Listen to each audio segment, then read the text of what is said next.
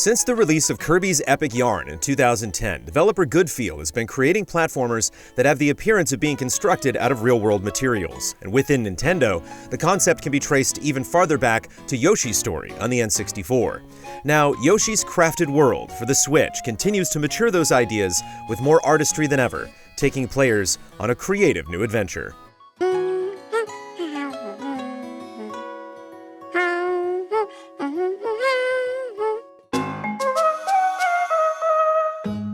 Yoshi's Crafted World is designed to look like it was physically made out of various art supplies and household items. Backgrounds are built from all sorts of materials, including plastic bottles, drinking straws, pipe cleaners, paper cups, felt, string, and lots of cardboard. In order to drive the point home, you're also given various opportunities to flip the level around, revealing the uncovered surfaces of tin cans, food boxes, and newsprint, as well as the strings and tape holding these props together and scissors left just out of frame. Most of the characters, however, aren't quite as convincing.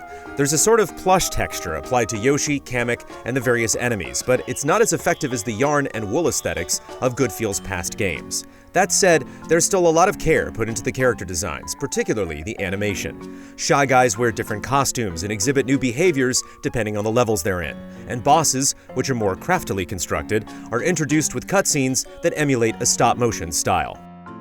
The visuals lose a bit of sharpness due to the low display resolution, introducing aliasing and moire artifacts, which can be particularly distracting when combined with the focal blur used on backgrounds.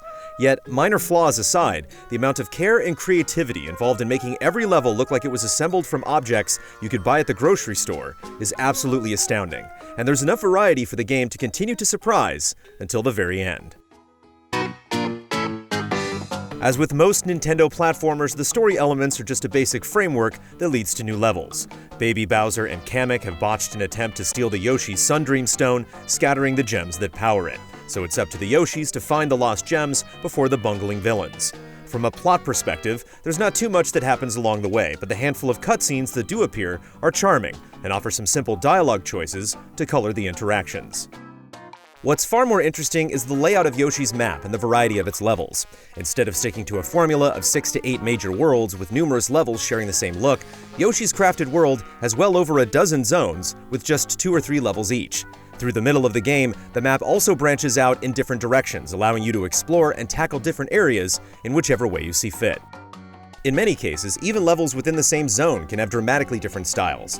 You'll quickly venture from pirate-ridden docks to ninja castles, abandoned mines, carnivals, etc.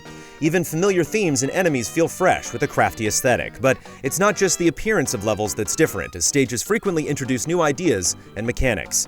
One level features magnets for Yoshi to reposition as platforms. Another lets you wear a dinosaur skull to crash through certain objects. And some levels break from the standard platforming to include vehicles like a cardboard airplane and a giant Yoshi mech that punches through buildings.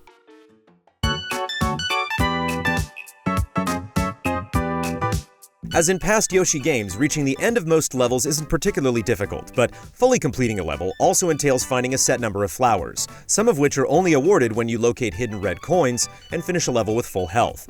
Control is still generally restricted to a 2D plane, but you'll frequently find paths leading to the foreground and background, increasing potential locations for hidden pockets of goodies. Using trick shots to ricochet eggs around corners is essentially absent from Crafted World, but in its place is the ability to target select items in the background and foreground. This ability makes you far more observant of the areas you're exploring, and at times, it can be tricky to spot items in the distance that are partially obscured or on the move. While you aren't punished too severely for taking damage or missing a jump, platforms and enemy placement still require a bit of finesse, and some of the hidden items are often in hard-to-reach locations or can only be earned through short-time challenges. The most difficult stages often require quick reflexes, as they involve some form of auto-scrolling or moving platforms. The last few zones get considerably more challenging, and bonus levels that unlock after you beat the story leave very little room for error. The overall result is that while Yoshi's Crafted World isn't a grueling game by any stretch, it doesn't feel too easy either, and completionists in particular will have some tricky challenges to overcome. If you prefer to take it easy, there are 2 options to help you out. Mellow mode reduces the amount of damage you take and gives Yoshi wings to enhance the effect of his flutter jump. Alternatively, you can add a friend in 2-player co-op. You can either go through the game side by side, or one of you can ride on the other's back, putting one person in charge of platforming while the other handles shooting, with a stash of unlimited eggs.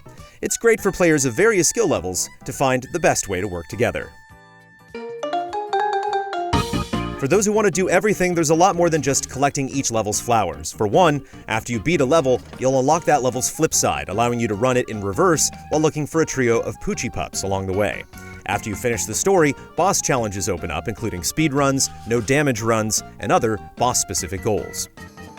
Meanwhile, there are characters on the map who task you with scavenger hunts, asking you to return to levels to look for unique background items like fish, crabs, birds, and so on.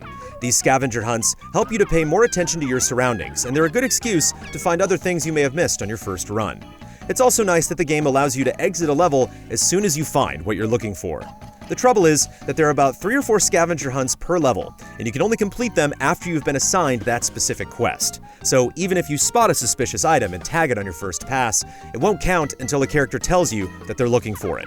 And the number of times you end up revisiting levels can start to feel tedious before long. The last bit for collectors is the enormous number of costumes to dress Yoshi in. Each zone on the map is a unique capsule machine, and by spending the coins you've collected, you can gain a variety of different costumes based on that zone. The machines have limited stock, so there's no chance of duplicates either. The concept may seem frivolous at first, but there are so many wonderful designs that you're bound to find something that suits your fancy. Costumes serve as armor too, absorbing damage when you get hit. Plus, if you have any Yoshi or Mario related amiibo, you can unlock a few additional costumes as well.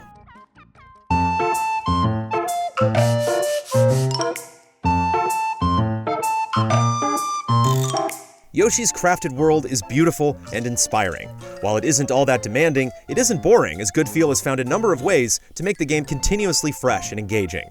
The process of repeating levels to clear 100% of everything does get tedious, but if you pick and choose your battles, it delivers one delightful surprise after another.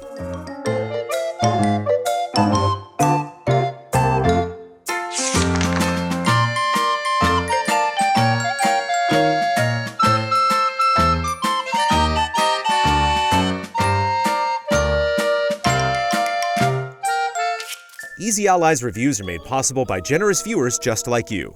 If you like what you see, check out patreon.com/EasyAllies to help us make more. For just $1 a month, you can gain access to weekly updates, spoiler discussions, and exclusive shows.